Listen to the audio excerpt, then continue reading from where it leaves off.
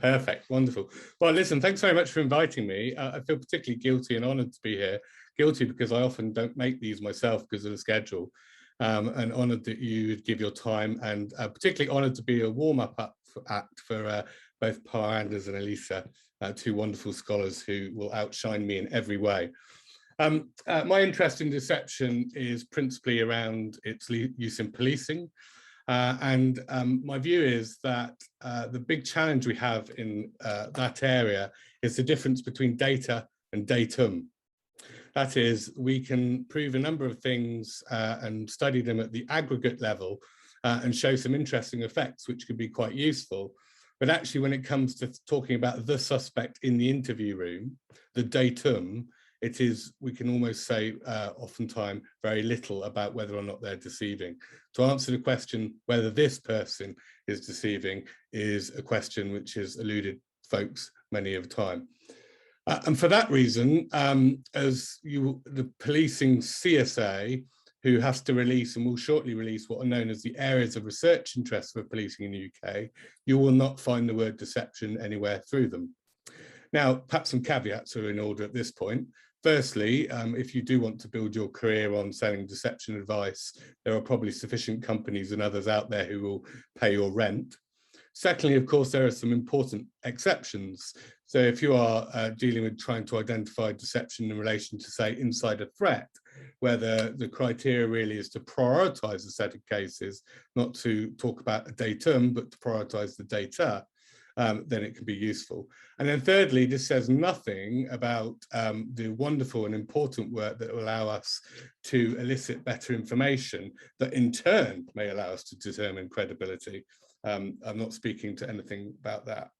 Now, that might be perceived by you all as a bit of a pessimistic message, but actually, as a scholar, I think it's a really exciting one. The question should be, why is it that we're struggling so hard to get from data to datum? What is it that we're challenged with? And also my scientific work has really evolved around that question. The age-old thing that will be in chapter 1 of your introductory psychology books, that everyone's behaviour is shaped by the context or the environment which they're in and their individual differences, most notably culture. And I wanted to spend 6 minutes just presenting some of those findings to show you how ingrained I think the context and culture thing is to our problem set, and actually to challenge us to think whether we're really taking it seriously enough for progressing things forward. One of our earliest papers looked at cultural groups and the differences in behaviour that you'll see in cultural groups. Now, key here is to kind of emphasise that we're not talking about simply doing a comparison across cultures to see if things matter, when there is no theoretical reason for those things to matter. To me, that kind of comparison is no better than comparing males to females and seeing whether there's a difference, unless there's a theoretical reason for there to be a difference. But there are a number of reasons why you might expect cultural differences. And here on one slide only, I'm showing you the results of one of the comparisons that we did around verbal indicators of behaviour, where there's some quite rich literature by David Matsumoto and others around the differences in way people remember based on the cultures in which they're from. Simply put, given the time that I've got to speak, individualistic cultures tend to have memories that are based around perceptual details, so what you see and describing a room in those sense of form, whereas collectivists will describe things much more in terms of social details. So who is in the room, the relationships amongst those that are in the room, and actually often describe things without any relation to describing the actual physical room itself. And what this graph is showing is one of a number of findings which related to the differences across 4 cultural groups. These were broad groups. We've done stuff, as you'll see in a minute, with much more specific country-related and ethnicity-related groups. But in this case, across most collectivist Black African groups, South Asian, white European to white British, which is most individualistic, and to look at the extent to which they include perceptual and social details in their lives and their truths. The graph shows lies take away truths, so everything that is, I've got to never remember this, anything that's above the line is more in lies, and everything that's below the line is less in lies. And what you've actually got there, although it's not perfect, of course, is a very large interaction effect. So what you find is that the individualistic cultures tend to show less perceptual details in their lives, and actually that is counterfacted by the inclusion of more social details in their lives. And you get the exact opposite effect with those from the collectivist cultures. We found the same for self-presentation, and we found some interesting effects for demonstrations of affect as well in this paper. The takeaway is effectively that indicators of lying in some cultures would be indicators of truth in others.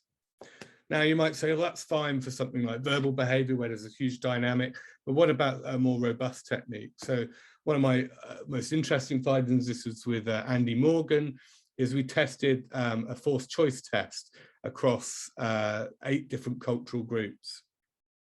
I'm sure everyone on this call is familiar with the forced choice test. Ours was a little bit of a variant where we show 3 items on a number of occasions, and in those items are guilty knowledge about a person, a location, and a vehicle.